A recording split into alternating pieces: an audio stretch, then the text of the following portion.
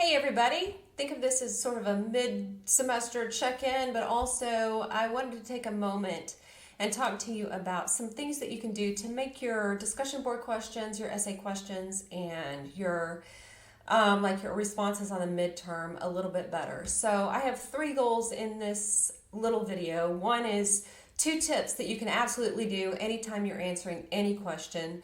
The second thing is, if you want to watch this long, you can watch how I would approach answering one of these essay questions. As an instructor, it's pretty clear that I kind of dig this stuff, so I have written a lot of essays, and since I'm grading them, you might want to pay attention, but you don't have to. And the last thing is one little tip, just for those of you who stick it out to the end. So let's start this video with 2 things that each and every one of you can do to absolutely improve every single one of your responses every single time. The first thing is, and y'all, this is going to sound really simple, but answer each prompt in the question. What you see in front of you is one of the questions from your midterm exam. I just wanted to use this as an example because it's a really straightforward example and because so many of you did not fully answer this question. If you read the setup, you've got a couple of sentences telling you this is what this question is about. And then you get down to this and you see discuss the mediator's facilitative approach in the case study Rockstar. That's one thing you have to do. What specific steps did the mediator make use of to help the parties come up with their own ideas about settlement rather than having the mediator impose the proposal on them? This is a second question, okay? So you need to answer each of these questions. The first question asks you to talk about the facilitative approach in general. The second question asks you what specific steps the mediator made use of.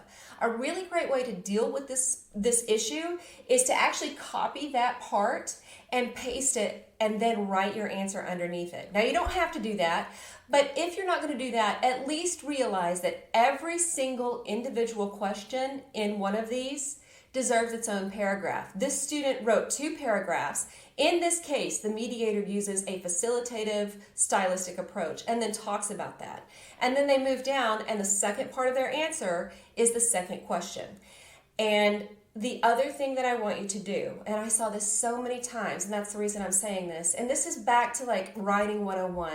Understand what the question is asking. So this question, the second question says, what specific steps did the mediator make use of? Now, what I saw on, I would say about 70% of your responses, instead of the specific steps the mediator made use of, I saw a summary of the case study. This case was about 2 musicians who had a conflict, blah, blah, blah, blah, blah. That is not what this question is about.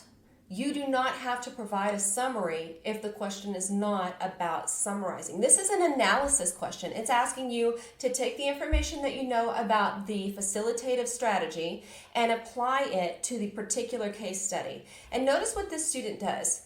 The student says the first strategy that the mediator uses, the next step that the mediator does, right? So these are cues to you, the writer, and to me, the reader, that these are specific steps. So those are my 2 big takeaways from grading your discussion boards over the course of the semester and your midterm essay. Now, if you want to stick around, I'll give you a little hint about how I would deal with answering this question. So what I did when I answered this question, and I do this every time I grade these papers, is I basically go and I figure out what the answer should be. And so I read this intro, blah, blah, blah, blah, blah, case study, the Rockstar. So I go over to my book and I flip over to Rockstar. Now, I always read on my computer, and one of the things I love about reading on my computer is that I can highlight and add notes, and they're easily accessible. You can do that in a written book, but they're not as easily accessible.